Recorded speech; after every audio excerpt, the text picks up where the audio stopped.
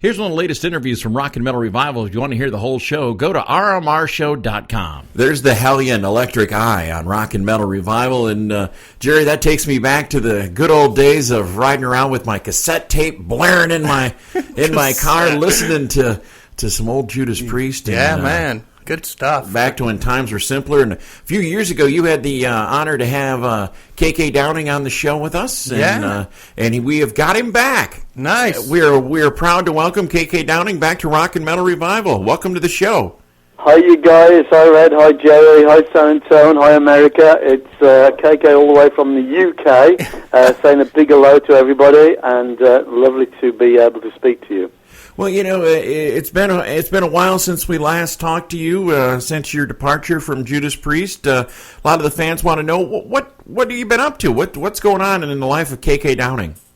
Well, having a nice. Well, I'm not going to call it a holiday, but hopefully a bit of a sabbatical, a bit of a rest.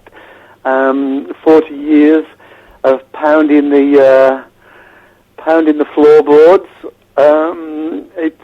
It was a long haul, but extremely enjoyable. Obviously met a lot of great people. Obviously a lot of great fans over the years, and it's been a fantastic, rewarding opportunity that I had, really. So, so chilling out, kicking back. Been doing a few things, really. People say to me, "Oh, don't you miss it? You know, the music business." I'm saying, "You've got to be kidding me." There isn't a day go by where something doesn't happen, and I'm glad to say, for example, this interview is just it's fantastic to stay in touch. Well, you know, people probably wonder when someone, I mean, Judas Priest is a legendary band, and when you retired, people wonder, well, what's KK going to do? Are you going to do music on your own? Are you going to go play golf? Well, what are you going to do? Have you just been resting, relaxing, trying to, see what life's all about after 40 years on the road? I think so. It's exactly that, really. I thought I couldn't remember the last time I saw the seasons change. You know, in England, spring, summer, autumn, and winter. One thing, but when I actually added everything up, there was so many reasons, really, why I decided to, not continue. And I'd say time moves on, and you get to a certain age, and you tend. Another reason is time does get shorter as you get older. Obviously, a lot of the listeners out there won't be the age that I am, but I can promise you, when you get to a certain age, you start to think, that things are zipping by, and so it's time to, take a bit of a step back, and I'm thinking about spending a little bit of time, with the family and stuff like that, and not exactly living a normal life, but get in tune with reality again, because, as I say, it's almost like an amazing fantasy world to live in the world of that I had been living in. But it was time not to continue to be selfish and just put a bit of time into other people that have supported you over the years. So do you still pick up the Flying V and crank up the Marshall? Well, I'm in my office now, and I've got, let me have a look, I can see 3 guitars and a 100-watt Marshall stack. Well, actually, there's only one 4x12, but, and I've got a little Marshall combo amp, and then this is all cluttering up my office. But I don't pick them up too often, but inevitably, I've been involved with quite a lot of musicians, obviously, helping out a little bit and doing some stuff, and, tabbing out Priest guitar solos for them. And but I was helping out a young band called Hostile, who just actually got off tour not too long ago, doing a UK leg with the great, magnificent Machine Head, and that was fantastic for them. I actually produced their first album, and wrote a song for them, and they're just doing their second album. Just young guys, young guns from my hometown, just helping out a little bit here and there, and and just doing things for local musicians if I can help them along a little bit. Well, I've been keeping track with you on your website since you left the band, and I guess my question for you, KK, is do you have any contact with Glenn Tipton? I mean, you guys were partners for a long time cranking out the music for Judas Priest. Yeah, I can't say, well, there is some contact, but it's mainly, obviously, emails these days. Obviously, the guys have been extremely busy since my departure, and doing a lot of things. I think they've done 2 world tours and a very lengthy album, and I know how much time that takes. So it's all good. It's all good. And I think the guys actually just played Download Festival here in the UK on the weekend with a bunch of other bands. So the Priest is still alive and still rocking. Well, I was just the other night watching the DVD of the Us Festival back when you guys tore that up. Is there one memory, KK, from your days in Priest that really stands out, that one show that you will always remember? Well, yes. There's been lots of them, guys. The Us Festival was certainly special because obviously it was the biggest collection of rock fans, in the history of the history, as far as I know. I mean, I was there. The only way we could get in was a fun ride on a helicopter to get in and out of there. But obviously being on there, it was a fantastic lineup and a very, very, very special memory. But I remember I've got and the whole band do very, very special memories, obviously, of the area that you're in. San Antonio was fantastic to us back then. So I saw you open for Kiss back in 1979, and I was just a huge Kiss fan. I had never heard of Judas Priest, and when I left that show, I couldn't care less about Kiss. I was just blown away. Was that in San Antonio? No, we saw you in Madison, Wisconsin in September of 79. Yeah, I remember that tour. That was great, and I think that's what I miss, really, those days when we were out there and we were seriously hungry and the industry and everything was thriving and everything was gung-ho, and it was majestic to be, to come over from Britain and take on the fantastic acts that America had to offer. It was like a war zone, really. And the Priest attitude was, let's go out there and get them. Let's take this territory, and it was fun and it was great. And to be able to play with so many wonderful artists, and we were over there even on that first tour. We even did a gig over there with Led Zeppelin. There was Alice Cooper, obviously REO. There was tons and tons of bands, and Kiss too. And I might add that the gentlemen from Kiss, the band, they were absolutely wonderful to us young guys out there, and I do thank them for that. And obviously, we've met up many times since that initial tour, and I hope we'll always remain obviously good friends. They are genuinely good guys. Well, KK, we're not far from the Rock and Roll Hall of Fame. We're probably 6-7 hours from there. And what really burns us is bands like yours, like Judas Priest, who have been staples in the world of metal music, are not in the Rock and Roll Hall of Fame. Do you think Judas Priest will get there someday? Well, I certainly hope so.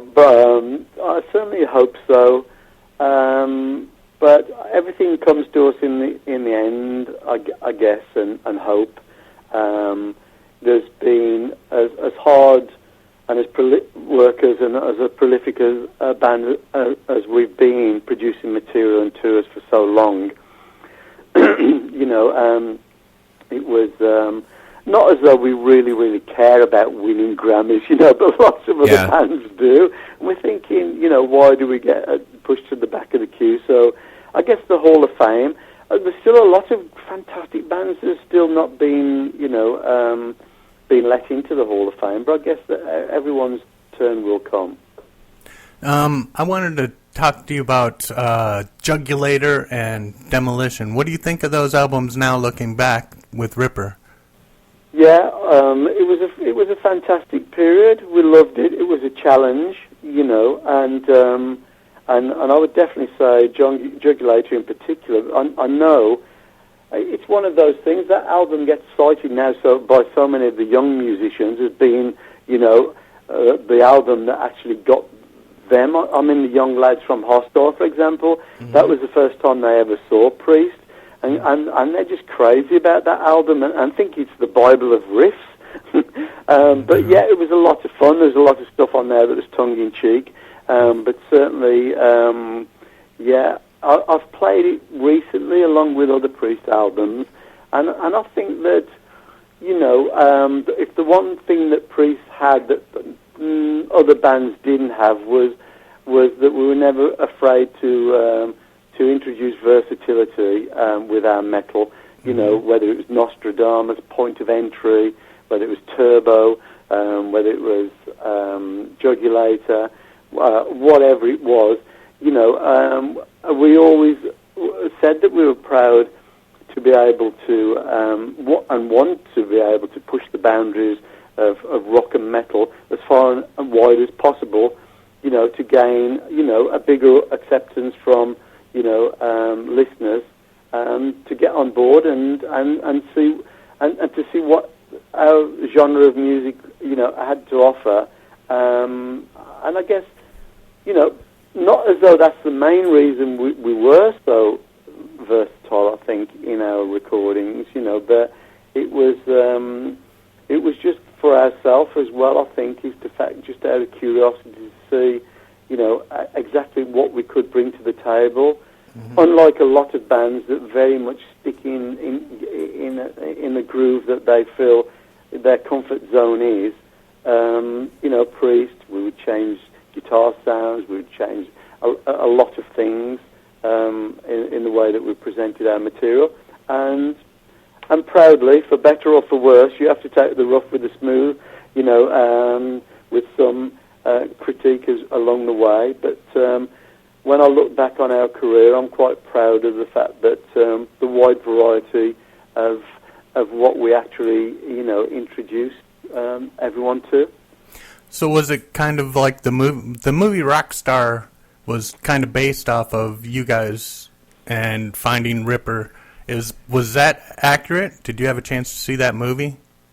If it was. Yeah, I think I did see it once. What happened was, I think that they set out to do something that was pretty much an exact documentary of exactly what happened, because they actually wanted Priest to be involved with the movie, but we decided that we didn't think it was right for us.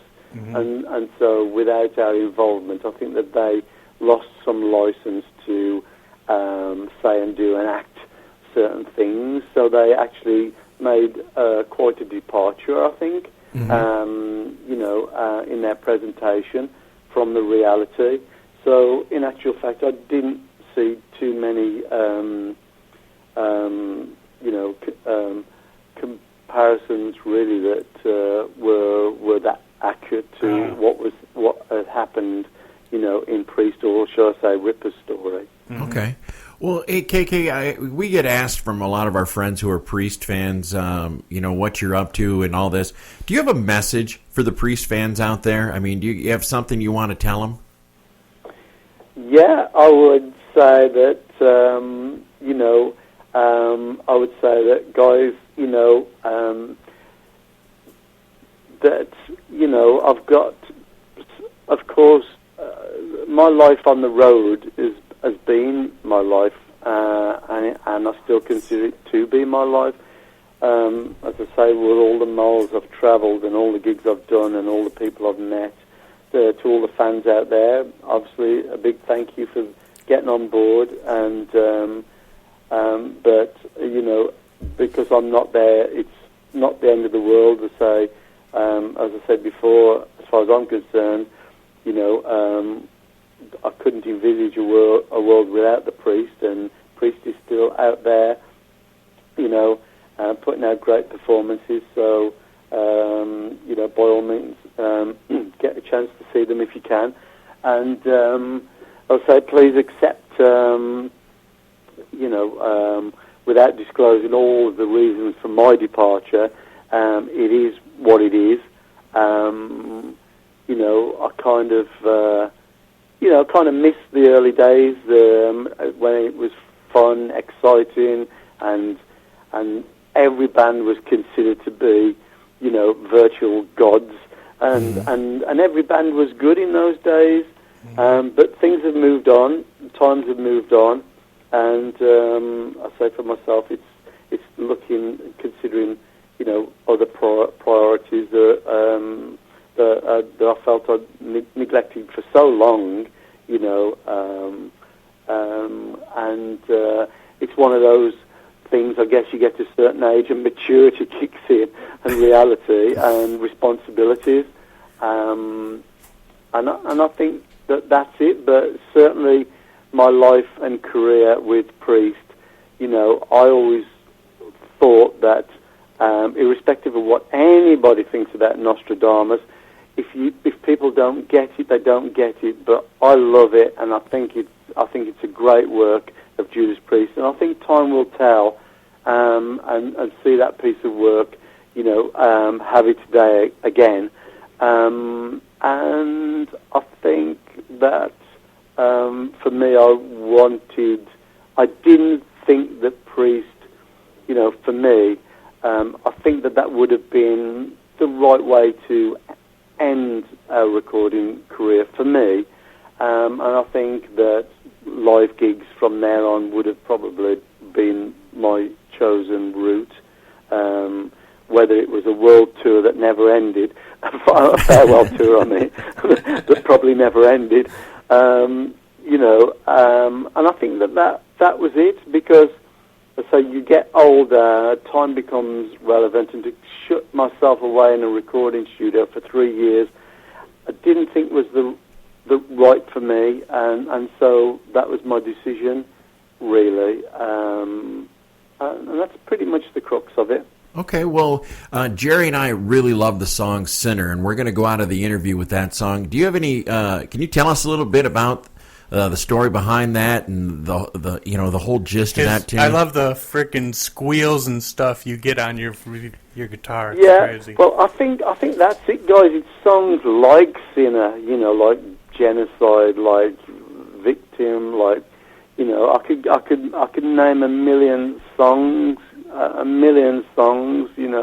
whether it's Metal Meltdown or whether it's whatever, whether it's Run of the Mill or whether it's Rock Hard, Right Free, whether it's Painkiller itself, or whether it's whatever it is. You name all of these songs, and that is the heavy duty task in today's day and age, is to be able to write songs with that amount of strength and character. It's not an easy job in this day and age, and I think, for my own part, is the fact that the Judas Priest catalogue is so extensive. It's so full of songs that we never even ever played live. As I said before, I think a better option for me would be to go out and play all of these songs to the fans, because I know me as a fan. When I go and see a favourite band, I want to hear the songs I know and love, and I've grown up with, and they're a part of me. It's hard to go there and listen to new material and enjoy it as much as something that, as I said, that you have such a great affinity and a memory of. But that's just me. So that's the take on that. But the song "Sinner," well, what can I say about that song? I mean, it really is Judas Priest. It's got Judas Priest all over it.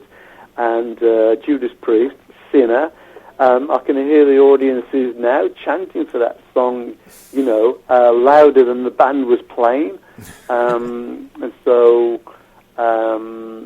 it is out there, and I think, I'm not sure if it's in the set list current day Priest, but certainly should be in there, in my view, without Sinner on in the set list. There's something missing, but having said that, there's plenty of other good songs as well to fill in. But so you're going to spin the Sinner now, guys? Yeah, we're going to spin Sinner right now. And KK Downing, it has been an honor and a pleasure to have you on our program today.